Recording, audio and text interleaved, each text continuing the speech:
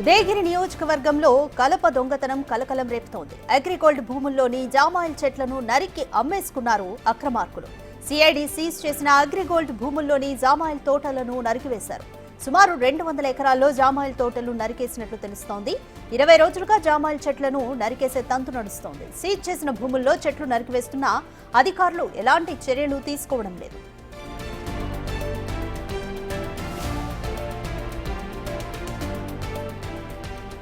Right, more details మా ప్రతినిధి సురేంద్ర అందిస్తారు. సురేంద్ర, అగ్రిగోల్డ్ భూముల్లోని జామాయిల్ చెట్లను సుమారుగా 20 రోజులుగా నరికివేస్తున్నా ఎందుకని అధికారులు దృష్టికి వెళ్లలేదు?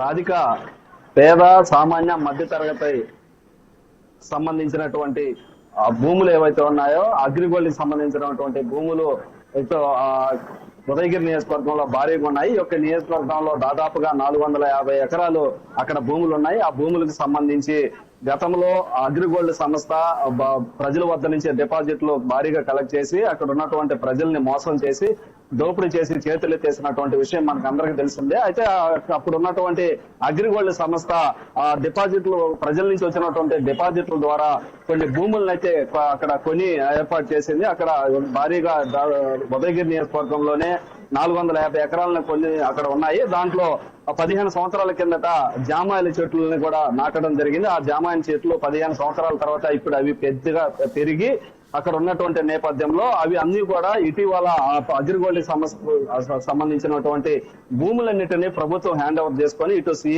సిఐడి ఆధ్వర్యంలో కూడా అవన్నీ సీజ్ చేసినటువంటి పరిస్థితి ఉంది. అయితే అక్కడ ఉన్నటువంటి కొంతమంది అక్రమార్కులు గత 20 రోజులుగా అక్కడ ఉన్నటువంటి పెద్ద పెద్ద జామాయిల కర్రలను, జామాయిల మొద్దులను, జామాయిల చెట్లని అంతా కూడా నరికి వేసి క్యాచ్ చేసుకుంటూ ఉన్నారు. అయితే అక్కడ ఉన్నటువంటి స్థానికులు కూడా అక్కడ కొంతమంది అధికారులకి ఫిర్యాదు చేయడం జరిగింది. ఫిర్యాదు మేరకు కూడా అక్కడ ఉన్నటువంటి నిన్న సిఐడి అధికారులు కావచ్చు, అక్కడ ఉన్నటువంటి ఎంఆర్ఓ, రెవెన్యూ అధికారులు కూడా వెళ్లి అక్కడ విచారణ చేసి ఏ సర్వే నెంబర్ లో ఎంత భూముల్ని ఇప్పటి వరకు అక్రమార్కులు నరికివేశారన్న విషయాలన్నిటి కూడా క్షుణ్ణంగా వారు రిపోర్ట్ తయారు చేశారు. ఈ రిపోర్ట్ అన్నింటిని కూడా పై అధికారులు కూడా తెలియపరుస్తున్నామని చెప్పడం జరిగింది. ఇటు అక్కడ సిఐడికి సంబంధించినటువంటి ఇప్పటికైనా చర్యలు తీసుకోవాలన్నట్టు స్థానికులు అయితే కోరుకుంటున్నారు. Radhika, thank you Surendra.